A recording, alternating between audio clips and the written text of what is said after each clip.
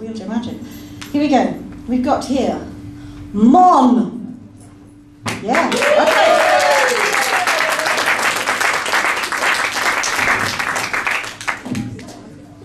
Under 3 minutes, eh? Yeah. Can we get up here? Can I be up here? I want to be as high as possible. All night. Okay. Let me just combobulate myself. Right. I tried to buy cigarettes loads of times today and I got ID'd everywhere. I don't have any official ID on me. And it was terrible. So this poem's about the end of the world and it's about human defiance. So I'm going to dedicate it to the fact that I've got cigarettes now. I have a dream! But I'm not Martin Luther King. In my dream, there's no happy little black girl running arm in arm with a pearl white friend. There's no answers blowing in the wind. There's no mystery like the Marie Celeste. My word starts the race hopelessly behind. It coughs and splutters on cigarette smoke and not enough time to train, all the while thinking arrogantly that Neruda's just around the corner. In my dream there are no heroes. Harry Potter's a twat. Alibaba got mugged, Hercules fell at the first hurdle, and King Arthur was just a scrawny kid with neither the strength nor the will to claim a sword set in stone. In my dream, alcoholics can't write like Bukowski, and junkies don't grow up fine and happy to later make movies and pen bestsellers. Mushrooms, as my flickering eyelids find them, don't open a door to another place, they just leave you wet and semi-naked, dribbling in the corners. You scribble useless maps in crayon on your belly. In my dream there is no colour or far-reaching views that pull adventures beyond the dwindling skyline. I dream of a very bleak place, a world draped in monotones, the blacks, whites and greys that twist the end of any tale and watch without emotion as right and wrong becomes a hazy blur. I see a boy stood all alone, marooned on some barren shore, staring out into the world as it rages in a sea of life before him. He cannot see it all, his eyes will only splash the surface. He's mercilessly outnumbered and his might is just a ripple in the storm. But in the face of it all, he raises his arms above his head and his teeth flash white. And he shouts, "These crashing waves you've sent will but wet my feet." And it's with these words I wake and I sleep and I am born. This dream I have does not fade as I blink daylight in the morning. It is not lost as I step fresh out the shower. And it is not forgotten as I step fresh out the shower, and it is not lost as I wander the streets. It rings in my ears with a heavy thud, shitty ringtones and late night drum and bass. Its sweet taste can turn sour or salty as I chew through the years. It is with me always, just beyond my senses, feeding them what it likes. Only call it a dream because I cannot know you know it too. Despite the beauty I see in the setting sun, the sea around us can but reflect the sky and day is fading into night.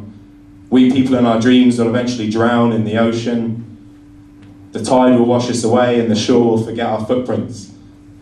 But for all our successes and failures, words and paintings, suffering and love will only be remembered by the waves. For they, for the bitter end, will see us all alone, marooned on some barren shore, with our arms raised high and our teeth bared white, shouting defiantly at the world as it crashes in around us. Thanks.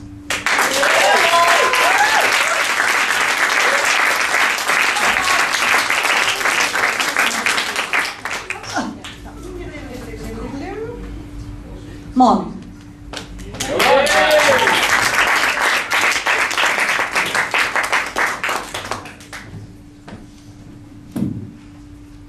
Alright, I wrote a poem this week. I only just finished, and I'm going to do it here because I grew up in Exeter. I've moved away now. But this poem is called Exeter, and it's about growing up in Exeter. But it's really fucking long. So I've edited it down, I've chopped bits out, and it's still way too long, so I've cut it into 2 bits. So if you want to hear the second bit, you just have to get me back. But if not, I won't be hurt if you don't. Don't worry, it's fine. Alright, hold on. I've got some things here.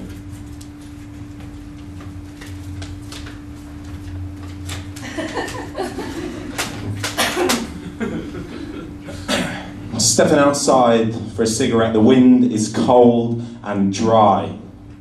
I spark the lighter in front of my face and I remember the early days. And I hear the familiar fingers rustling the picture panel pages of an old comic book and the illustrated stories that still line the heavy stacked shelves of the house where I grew up. There's heroes and villains vying for control in my head space. The Joker's first few pranks and catapults silliness. Colourful and wrapped in myth, these words are my first brain to my present. They are torrid and staggered and senseless, as movies half slept through, as dreams half lost to the night. I throw them to you so that you may catch them and see in me the things that are in me. Clear as blueprints of constellations in the night sky, my brother and I with starlit stand, scorched faces held up to the Milky Way. As many faces as I will youthful meet staring back at me, illuminated in the midnight moonlight, just shadowy clouds briefly passing by.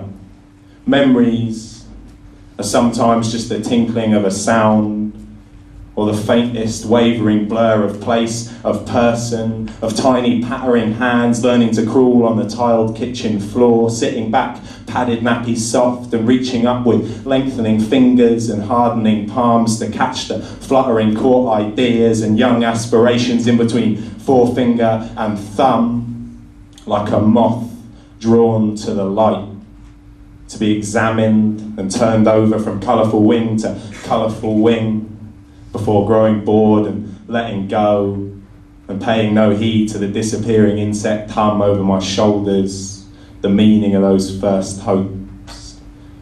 There are granite rocks, there is silent people, there is boredom that just sits tight and holds steady against the moors.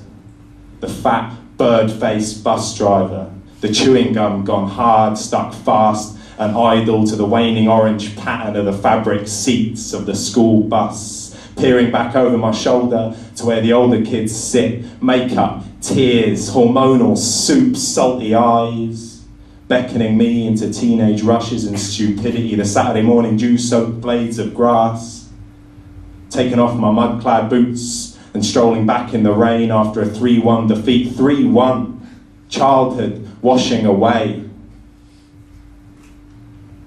Oh shit.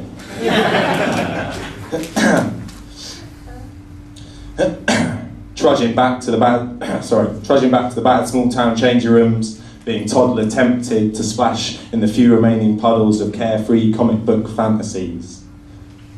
Resisting and resolutely curling my wet toes.